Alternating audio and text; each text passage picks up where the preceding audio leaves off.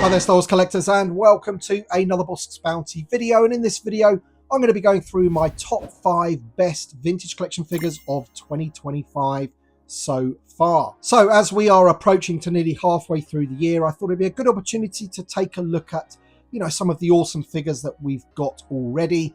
It does feel as if we've had quite a lot already this year, and hopefully, of course, we've got another 6 months to go. We're going to get some more awesome figures, and when I do my best of 2025 video at the end, hopefully this sort of list will be mixed up a little bit, and hopefully there'll be some figures added to the top 5. But I've got 2 in front of you here which are honorable mentions, which didn't just quite make the grade to hit the top 5, and of course this is just my opinion, and I would like to know your opinions in the comment section below, so let me know your top 5 for 2025 so far. But I've gone for the Jedi Legend Obi-Wan Kenobi as an honorable mention because this is a really good figure. It really is. There's a fair amount of reuse with it, but I really don't mind that. I think they've done a really good job with this figure. It's screen accurate, everything about it's cool, comes with plenty of accessories, soft goods, all that kind of stuff.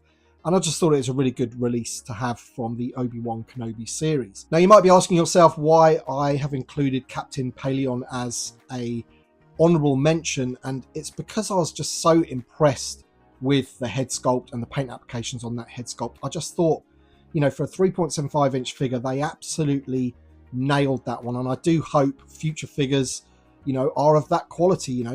Han Solo, for example, when we get him, I really do hope they nail that head sculpt as well as they've done this guy, because this guy is absolutely fantastic. Really impressed with that. So all the detail and everything on him, he is an honorable mention for me, even though, we've had that body multiple times before. He had to be included as an honorable mention just purely because of that head sculpt. All right then, so in 5th place, I've gone for Balen Skull, and this really does sort of demonstrate the quality that we've got this year for the vintage collection for Balen Skull only to be 5th in my top 5, because it is a really good figure. It really is.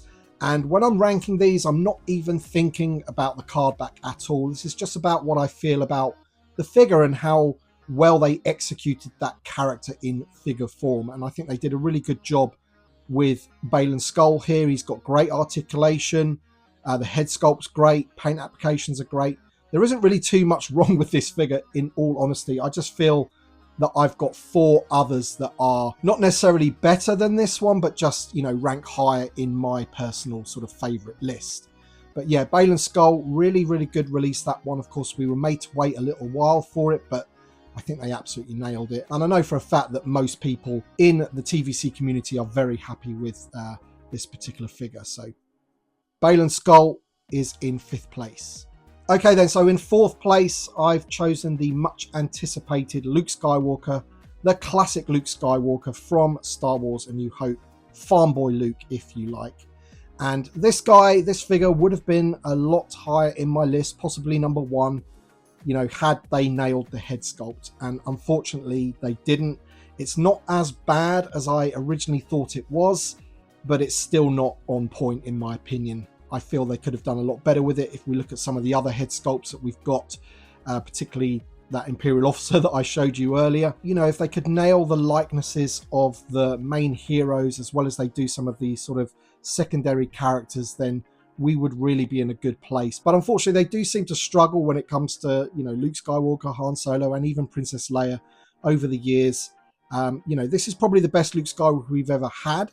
But as I say, just the fact that the head sculpt isn't quite there, he gets marked down for that basically. But the rest of the figure is fantastic, and of course we're getting that deluxe version with sort of like soft goods robes below the belt there, so he's able to sit in the upcoming land speeder that we're going to be getting as well. But as I say, Luke Skywalker would have been higher up in my list. He was much anticipated. I was really looking forward to it, and yeah, the head sculpt just dropped that sort of excitement down ever so slightly. But apart from that, great figure. All right then, so in 3rd place, I've gone for Anakin Skywalker from the Anakin Skywalker 3-pack that we've literally all just got.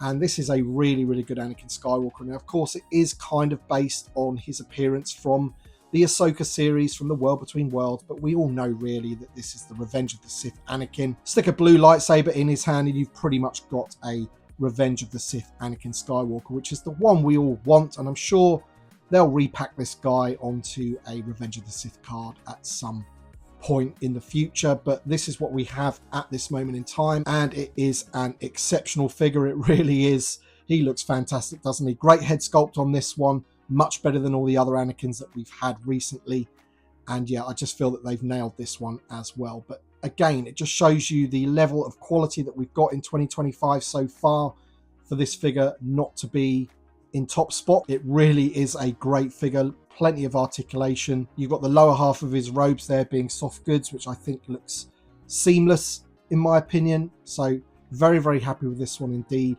But he's only third in my list, which means there are two figures that I feel are better or I just prefer for 2025 so far.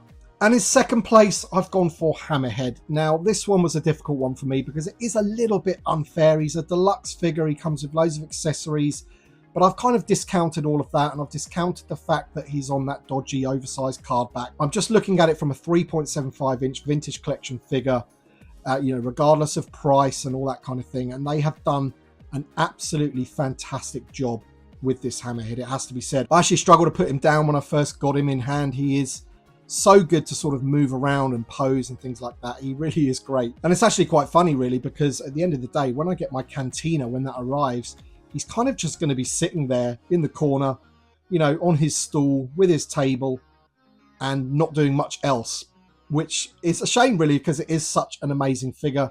So much articulation. The head is great. I think they've just done a great job. And so they should, really. It's a deluxe figure at a deluxe price.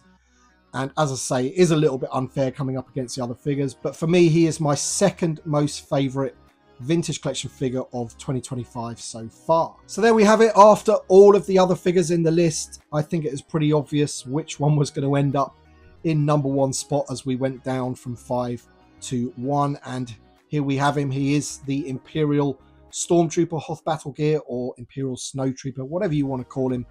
But this figure for me so far is the best figure of the year. I mean, for many reasons, really.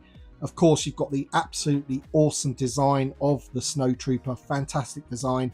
And I just think they've absolutely nailed it. I don't really see any faults with this figure at all.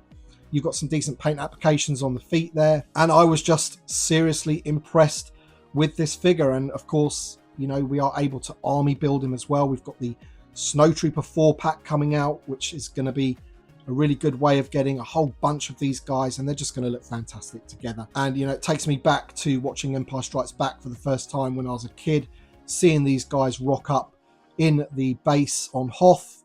Man, these were just so cool looking, and to finally have them in the vintage collection and at this level of greatness, I couldn't have chosen anything else, even though there are 5 other great figures. And it's not just those 5 either, really. There's been some other great figures throughout the year. And as I said, hopefully the rest of the year is going to be just as good, and we're going to be getting some more figures as well. I can't wait to see the new Han Solo, for example, get revealed.